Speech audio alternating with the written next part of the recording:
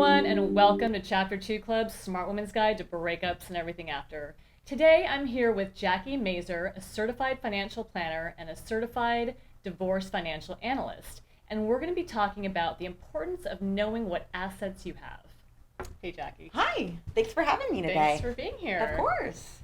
So, tell me about assets. Yeah, well, of course, when going through a divorce, one of the biggest areas of concern is the finances. Exactly. And where you're going to be today and also where you're going to be after the divorce is finalized. Right. And so one of the most important things to do is to first identify, what do you have? Okay. If you don't know what you have, you don't know what you're going to have after the divorce, Right. right? Yes. So one of the most important things to do is to make a list of all of the assets that you have and understand what types of accounts they are, maybe how they're characterized. And for a lot of us, that might be totally new information that we don't have experience Yes, with. I feel like there's a lot of women out there that don't have a control or whereabouts of where the assets are. Absolutely. Yeah.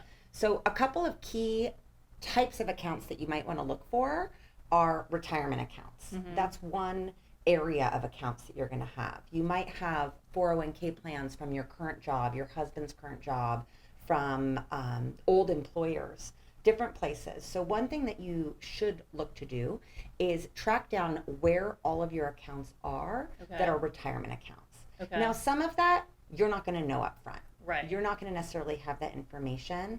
And one of the good things about the divorce process is that both you and your spouse do have to disclose to the other one what all of your accounts are. Okay. So you will have a list. However, I usually recommend before that list is even generated to make a list of your own. Yes. Because there is the opportunity that your husband may forget an account. Right. Maybe on purpose, maybe not. Right. Yes. So making sure that you know, or at least have an idea of what's there, can be very helpful so that when you get those disclosures, you can compare it. Okay. So that would be one area. Yeah. Homes is another one. Okay. So your primary residence, I would take a look at what's your current mortgage. Have you taken money out of the account and where did that money go? I'm sorry, out of the house and where did that money go? Right. Was it deposited to a joint account if you did a refinance, or was it sent somewhere else? Because that money should be part of your marital estate. Right. And if it's been maybe taken out and allocated somewhere else, you're going to want to know where that is. Yeah. Would it be wise to maybe set an appointment up with a appraiser or a realtor just to kind of figure out what the value is? Maybe with a realtor. I don't think it would be beneficial to hire an appraiser at that point. Okay. With some of the tools that are available online for free, you can get a good idea of what it's worth. Yeah. Zillow or okay, Redfin. Exactly. And an appraiser is going to charge you $700, and unless you've agreed to that appraiser and the appraisal amount, it's not going to stand up in the divorce process. Okay. So it's almost spending the money so that you know, but not to be able to use it. So I would say that's kind of a waste. Okay. I wouldn't necessarily do that. Okay. But I would take a look at what homes do you own. Were any of them owned before the marriage? Right. That would, in some states, make it separate asset. Okay. So as if, for instance, if I purchased a home before we got married and it's a rental property, we never lived in it. Yeah. Even if we've owned it together through a 20-year mortgage, if I've always kept it in my name, when we get divorced, that's my house. It's not part of our marital estate. Okay. And so understanding what was acquired during the marriage and maybe what was acquired before the marriage is also important. Right. Okay.